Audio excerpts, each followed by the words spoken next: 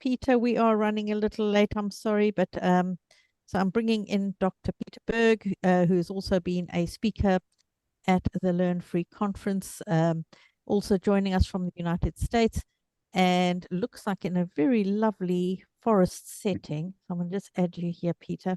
Looks great. And you are from Aero, which stands for, remind me again, something Education Al Revolution. Alternative Education Resource Organization. Oh, there we go. Okay. And Jo Symes, who runs the Progressive Education Group, I think you're on her group as well. She's with us as well. So that's great. So Peter, let me just get my notes up here as well. I had some talk. You sent me some talking points, I think. Yes. So I'm actually going to just unleash you. Because what you're wanting to speak about is Okay, let the children decide, and I'm going to just let you go for it because we are running a little bit behind now. sure. Well, hello everybody, and good morning from the United States. And thanks for doing this and inviting me on today. So, interestingly, when I was listening to Simon and he was talking about, just kind of doing it and letting the stories or the doing kind of tell the story rather than say reach out to media outlets and say, hey, tell our story, which is okay, which is something that Arrow does as well. But I think it's interesting with Arrow, a lot of what we've done is highlight the doers, right? To highlight the things that are happening. And Arrow started 36 years ago. Um, with that kind of idea in mind to say, hey, there are all these other models out there, that work for kids and families that are, innovative, that show that you don't have to do the one size fits all model. And, there are a lot of ways to go about it. I'm sure all of you know, all right, there's everything from, what we're talking about today, homeschooling. Some people take that and call it unschooling. There's, Montessori, there's Waldorf, there's all different kinds of philosophies and ways to do it. And so what I want to talk to you a little bit about today is, it's a kind of a thing I see worldwide, and certainly here in the States, that there's definitely a lot of legislation and support for alternatives to the conventional system. And that looks a lot of different ways. I mean, as you probably know, the United States is made up of 50 different states, and, each state has, slightly different regulations and slightly different legislation in terms of how they support educational alternatives. Where I currently live right now, I actually grew up in New York City. So when Simon, showed us that, where he was, it's like, oh, that's, that brings me back for sure. But currently I live in New Hampshire, and which is kind of northeast United States, kind of way up in the New England area. And New Hampshire is really friendly to alternatives and even you know pushes the conventional school to be innovative. And there's programs and legislation that sort of allows them to do that. Unfortunately, not a lot of the schools take advantage of those programs. So what I want to talk to you about today, though, is more this idea of, what we see a lot here in the States, especially, is the talk around that is parental rights and, the rights of the parents to choose. And I don't know anybody that I've talked to who doesn't think that's a good idea, right? To that parents shouldn't be involved, or they shouldn't have the right, or anything like that. I think, and I myself agree with that, and I think that's really important. I think what happens though is that's incomplete.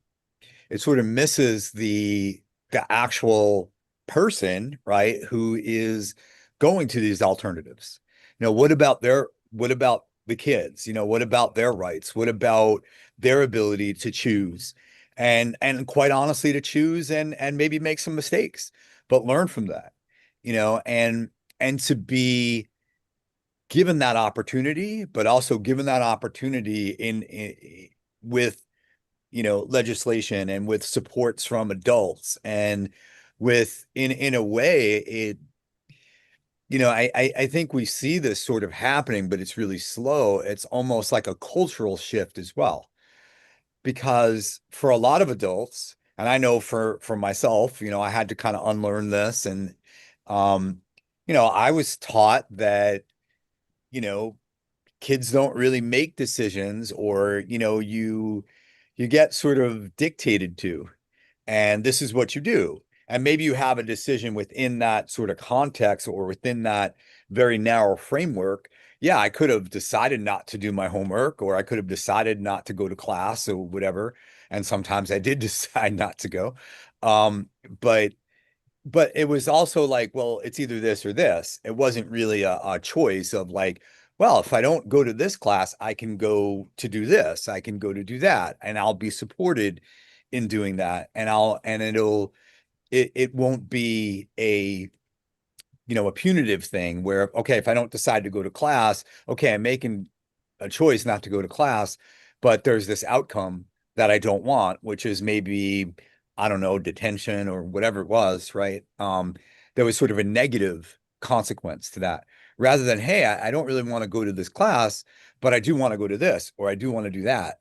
And and so a lot of what, we hear here, and even with homeschooling, here in the States especially, is a lot of people when they start to do homeschooling, it's they sort of rely on the old model or rely on what they know. And especially when things get wobbly, a lot of us do. I do it, I know for sure, is when, things are getting uncomfortable, we sort of revert back to the things that are comfortable, the things that we know, or like, well, okay, I didn't set out to do worksheets, when I did homeschooling, but man, I don't know what else to do, so I'm going to try this, and I'm going to revert back to that.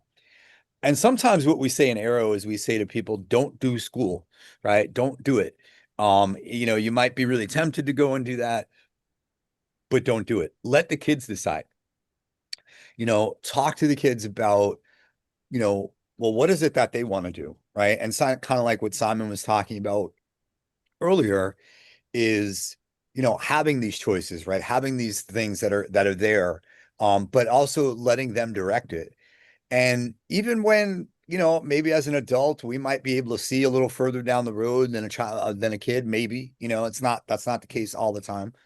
And we might say, well, if they do that, I could see that coming. But we have to give them those opportunities and we have to give them those chances to do that.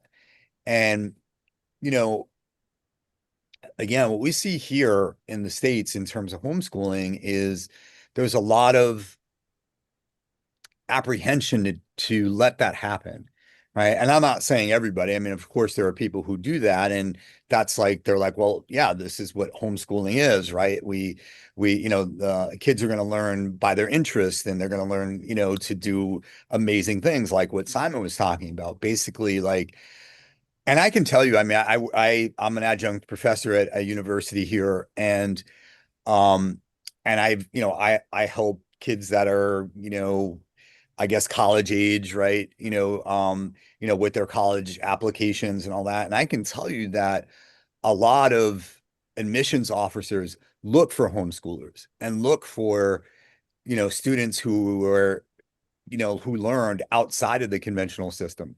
And there's a couple of reasons why. One is kind of like what I say is sort of the darker reason and not so fun reason is that they look at those kids and they realize that they're independent learners and they're not going to need as many supports. So like in some of the things that I've done in university, I was a mental health counselor and all of that. They look at kids that are coming out that have not been part of the conventional system or, were maybe not, totally part of it for their whole schooling career. Um, they look at those kids and they realize that those kids are probably not going to use those resources. So I hate to say it this way, but they cost less, right? Because they're not using those resources because they are independent learners. They know how to, navigate their own schedule. They know how to do, a lot of the things that are anxiety inducing, for kids that come out of the conventional system because they're so used to having, okay, you go here now, you do this now, you do this. And it's just kind of like they follow along. When they get to university, a lot of that goes away, right? In university, no one's waking you up in the morning, right? No one's telling you to, go here, go here. I mean, you have a schedule, of course, and you have to kind of navigate and find where your classes are, but no one's really there, behind you, pushing you to go and do that. So a lot of what we see, a lot of what I saw as a mental health counselor was a lot of that was just anxiety producing and also the pace and the depth and all of that. And in general, students that, homeschool are, a lot are used to going a lot more in depth into, various topics and things that they're interested in. They also know how to manage their time. They also know how to, you know, um, look past maybe what even the instructors, putting out there and make those connections.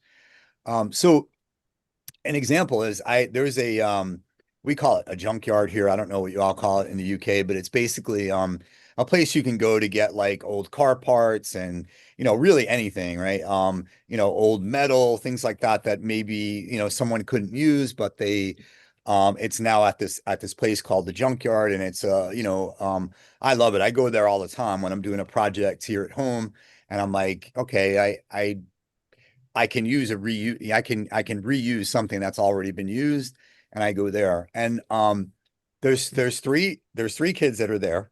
Of course, their family owns the junkyard, and the kids are there. They have never set foot in school, not once. Like that wasn't even a thought for the family. Um, they are, and I might kind of mess up their ages, but I think in talking with them, there's a 13-year-old, an 11-year-old, and a 10-year-old, and they in a lot of ways pretty much run that place, right? In the sense that they are often the first people you see when you come in. And they are, I mean, incredible in terms of what they just know that's there. And this is like it's pretty vast, this junkyard that I'm talking about. And they can tell you, most times they can tell you, oh yeah, that's down this row, about this many feet down, on the right, you'll see it. And and hey, we just got some new things in that you might be interested, things like that. They know how to run a forklift, they know how to drive a tractor, they know, they do all of those things that help make that business run. They also create these incredible projects and when I go in and I'm sure they do it with other people as well, but when they go in and if they're, working on something new, they're happy to show you and talk about it and just the things that they're coming up with are brilliant. And so I remember talking to the family, the mom and the dad, and there's actually a couple uncles who help as well. And we were just all talking one day and kind of told them about what I do and all of that. And I said, so what was sort of the motivation behind doing this? And they just said that in in the beginning, when the kids were small and they saw how they were exploring and they were starting to take to some of these things, they just felt like they were going to learn so much more, doing that than, going and sitting in school and and again, like Simon was saying, being forced to learn something that they're really not interested in. And there have been examples of where they're doing some online learning. I forget which one of them.